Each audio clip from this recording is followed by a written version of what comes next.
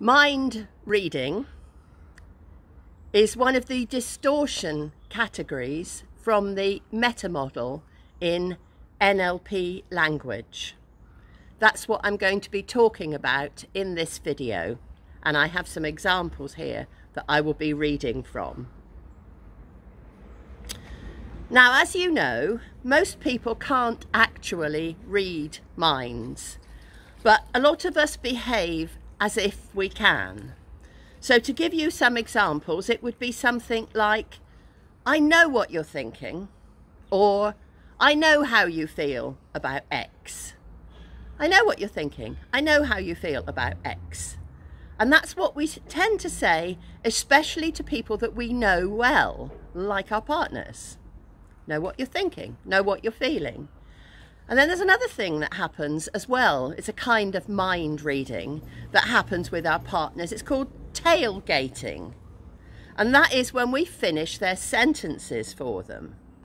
So it's what we're saying then is that I know you so well that I can finish your sentence for you because I know what you're going to say next.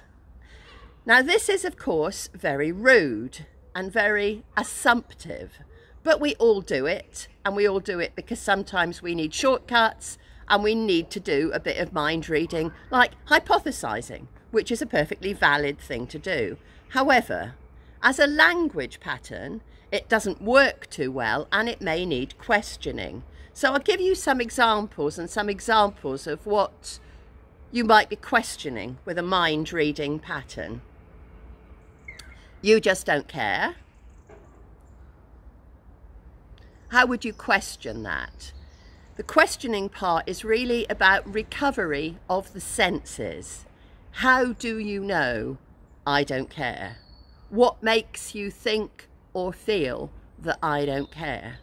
We're looking to recover the sensory specific information that leads people to that mind reading conclusion. So really, mind reading is a type of jumping to conclusions.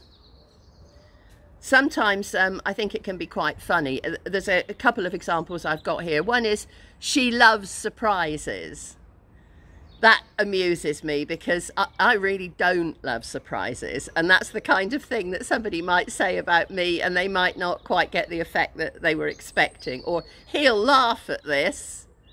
That's a bit of an oh dear as well, isn't it? Like, will he? Will he laugh at this? Will he really laugh at this? And then the other aspect of mind reading that I just wanted to draw your attention to is sometimes we expect others to read our minds. So that's along the lines of, you know the sort of thing I would like for my birthday, and what you're giving me is not what I want.